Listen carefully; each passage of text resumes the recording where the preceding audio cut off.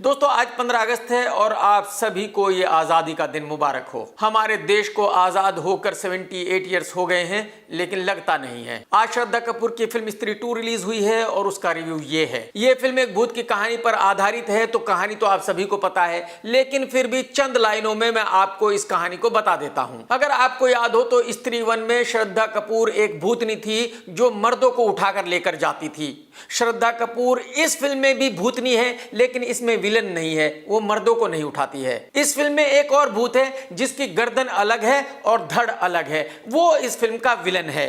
तो स्त्री 2 में बिना गर्दन का भूत लड़कियों को उठाकर लेकर जाता है। जैसे कि मैंने कहा कि इस भूत की गर्दन अलग है और धड़ अलग है, तो अपनी गर्दन को ये हाथ में रखता है। तो फिल्म के कुछ दृश्यों में तो इस भूत ने अपनी गर्दन को हाथ में लिया हुआ है। जब इस पर अटैक होता है तो ये गर्दन को सामने ले आता है। और फिल्म के कुछ दृश्यों में जो बिना गर्दन का धड़ है नीचे का, ये रहता है, ये लड़ता है। और तकरीबन 80% फिल्म में जो ये गर्दन कटी हुई है, बस यही भूत है और सब कुछ यही करती है। अब आप ये सुनकर हैरान हो गए होंगे कि भाई ये जो कटी हुई गर्दन है ये क्या कर सकती है। एक्चुअली इस गर्दन पर लंबे लंबे बाल है, तो ये गर्दन आती है और अपने बालों को किसी की भी ऐसे गर्दन में फंसा लेती है और फिर वो गर्दन उड़ने लगती है और लड़की भी उसके साथ साथ खींची चली जाती है। जब ये गर्दन किसी के साथ एक्शन करते हैं, हमला करते हैं, तो तब भी वो वही करती है कि भाई ये बाल जो है ये हाथों में फंसा लेती है, गर्दन में फंसा लेती है और मुंह से कुछ आग निकलती है जो आग सामने वाले के ऊपर पड़ती है जाकर। अरे भाई साहब, डायरेक्टर साहब, कमाल के आदमी हो यार आप। अब इस गर्दन भूत से गांव की लड़कियों को कैसे बचाया जाए, तो जो भूतनी श्रद्धा कपूर है वो राजकुमार राव को बताती है कि देखो वो तुम ही हो जो इसको मार सकते हो। और ये कैसे मरेगा?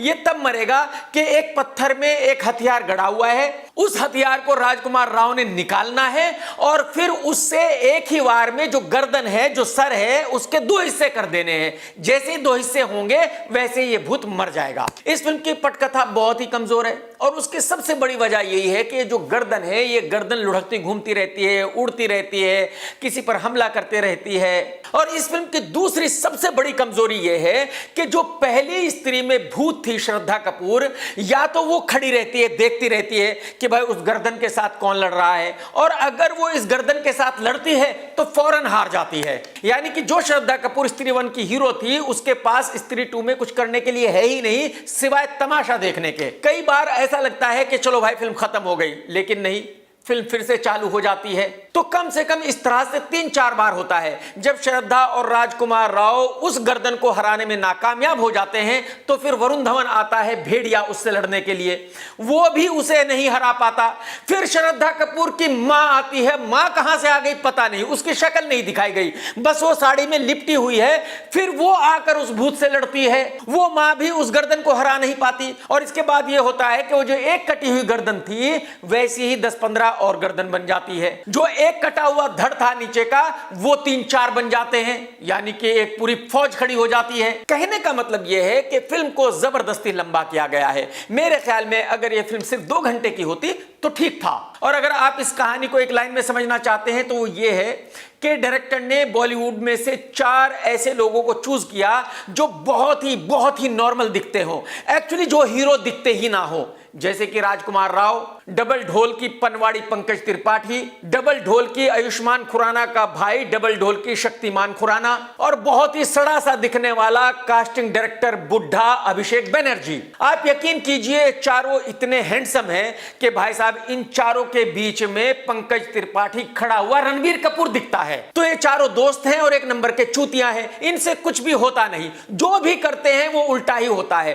पूरी फिल्म में चिल्लाते रहते हैं, भागते रहते हैं, यहां वहां ऐसे भाग रहे हैं, चिल्ला रहे हैं, मतलब एक्टिंग वैक्टिंग का कोई मतलब नहीं है। इनको यह कहा गया था कि जब भी कैमरा ऑन हो या तो आपने इधर उधर भागना है या चिल्लाना है, ये 2 ही काम करने हैं। फिल्म के डायलॉग्स बढ़िया हैं और उसकी वजह शायद यह है कि पंकज त्रिपाठी ने बहुत ही अच्छे से उन डायलॉग्स को बोला है। फिल्म में म्यूजिक है नहीं, जो भी गाने रिलीज हुए हैं उनको फिल्म में नहीं रखा गया है। जो आइटम गर्ल तमन्ना भाटिया का गाना है उसका थोड़ा सा पोर्शन फिल्म में रखा गया गया है। जाहिर सी बात है, भूतिया फिल्म है, धड़ को विलन बनाया गया है, गर्दन को विलन बनाया गया है, तो वीएफएक्स का बहुत काम है और वीएफएक्स बहुत ही खराब है। इस फिल्म का वीएफएक्स भोजपुरी फिल्मों से भी गया गुजरा है। क्योंकि फिल्म स्त्री हिट थी तो मुझे ऐसा लग रहा था कि स्त्री 2 को बहुत बड़े स्केल पर बनाया गया होगा, बहुत बड़े स्केल पर शूट किया गया होगा, लेकिन ऐसा बिल्कुल नहीं है। बहुत ही गरीब फिल्म है, बढ़िया लोकेशन नहीं है, फिल्म में ऐसे सीन कहीं भी नहीं है जिनको देखकर मजा आए, जैसे सीन आप एसएलबी की फिल्मों में देखते हैं, बड़े बड़े करण जौहर की फिल्मों में देखते हैं बड़े बड़े, वैसा एक भी सीन पूरी फिल्म में कहीं नहीं है। तो एक तो सारे एक्टर इतने बदसूरत, ऊपर से एक्टिंग बहुत ही घटिया, और ऊपर से फिल्म को इतने गरीब तरीके से बनाया गया है कि यह फिल्म एकदम भोजपुरी फिल्म के बराबर है। अमर कौशिक बहुत ही अच्छा लड़का है, बहुत ही सिंपल लड़का है, उसने इस फिल्म का डायरेक्शन किया है, लेकिन डायरेक्शन बिल्कुल अच्छा नहीं है। अमर कौशिक ना ही तो अपनी कहानी को बहुत अच्छे से कह पाया है, अमर कौशिक ना ही एक खूबसूरत फिल्म बना पाया है, और ना ही अमर कौशिक इस फिल्म में डर पैदा कर पाया है। जब इस फिल्म के सीन आप देखते हैं तो आपको हंसी आती है, डर नहीं लगता। आप ये सोचते हो कि ये क्या चुतियापा चल रहा है, ये क्या बना दिया गया है, मतलब हो क्या रहा है। तो मेरे ख्याल में इस फिल्म में अमर कौशिक पूरी तरह एक्सपोज हो गया है। पूरे बॉलीवुड को पता चल जाएगा कि अमर कौशिक को डायरेक्शन नहीं आता। अगर एक्टिंग की बात करूं तो पनवाड़ी त्रिपाठी ने वैसी एक्टिंग की है जैसी वो सभी फिल्मों में गांजा लगाकर करता है। ये जितने भी गांजे वाले एक्टर्स हैं, इन सब की एक्टिंग एक ही जैसी है। वो नवाज हो, त्रिपाठी हो, मनोज हो, नसरुद्दीन शाह हो, नाना पाटेकर हो, ये सारे गांजे वाले एक ही तरह की एक्टिंग करते हैं। डबल ढोल की अपार शक्ति खुराना की शक्ल ऐसी है कि भाई उसकी शक्ल पर देखा नहीं जाता। ऊपर से अजीब अजीब मुंह बनाता है और ऊपर से ओवर एक्टिंग करता है भर भर के। उसको ऐसा लगता है कि वो बहुत बड़ा सुपरस्टार है। मेरी समझ में ही नहीं आया कि भाई डायरेक्टर ने ऐसा क्यों सोचा कि इसको फिल्म में होना चाहिए, अगर ये होगा तो फिल्म हिट हो जाएगी। अभिषेक बैनर्जी ही इस फिल्म का कास्टिंग डायरेक्टर है और उसने अपनी कास्टिंग भी इस फिल्म में की हुई है। आप सभी देख सकते हैं कि वो कितना सुंदर आदमी है। मतलब वो इतना सुंदर है कि गांव में जब उसकी फिल्म देखते हैं लोग तो ये कहते हैं कि जब ये लुक्खा भी एक्टर है तो हम क्यों एक्टर नहीं बन सकते यार। श्रद्धा कपूर ने अपने रोल को अच्छे से निभाया है, बढ़िया एक्टिंग की है।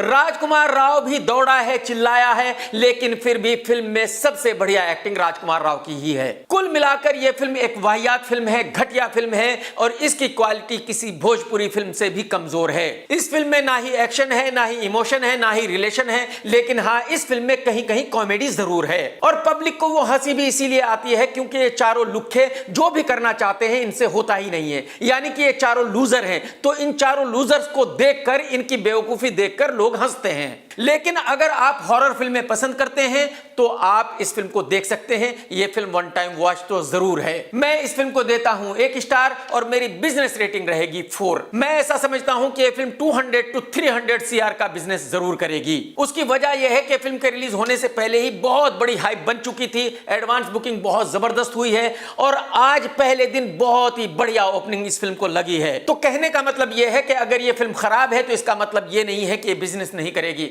साल की सबसे घटिया फिल्म गदर 2 ने भी 500 करोड़ रुपए का बिजनेस किया था क्योंकि हाइप बन गई थी। The Kashmir files, the Kerala story जैसी फिल्में भी ब्लॉकबस्टर हो गई थी सिर्फ हाइप की वजह से। वो फिल्में अच्छी नहीं थी और यही वजह है कि उन डायरेक्टरों के साथ बॉलीवुड का कोई भी एक्टर काम करने के लिए तैयार नहीं है। टेक केयर दोस्तों, tata bye bye, love you, जय हिंद, सत्यमेव जयते।